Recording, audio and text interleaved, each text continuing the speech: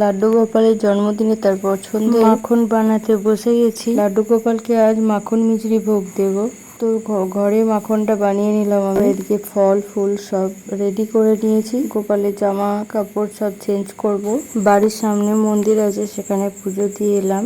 সকাল সকাল স্নান সেরে ঘরের গোপালের এবার একটু ছোট্ট করে পুজো করব। যতটুকু পেরেছি গোপালের জন্য সব জোগাড় করে নিয়েছি।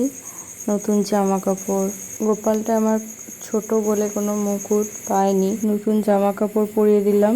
এই গোপালের মুকুটটা আমি কাল রাতে বানিয়েছি। আমার গোপালটা খুবই ছোট, অতটাও ছোট আমার মুকুট আমি পাইনি, সেই জন্য বাড়িতে আমি বানিয়েছি। অনেকটা সময় নিয়ে এটা আমি বানিয়েছি। কেমন হয়েছে তোমরা অবশ্যই জানিও। নতুন জামা পরে মুকুট পরে খুব সুন্দর লাগছিল। ভিডিওতে অতটাও বোঝা যাচ্ছে না, দেখছো ছোট বলে বোঝা যাচ্ছে না।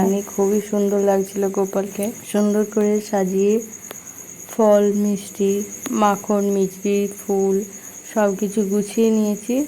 বাড়িতে আমার অনেক ঠাকুর আছে।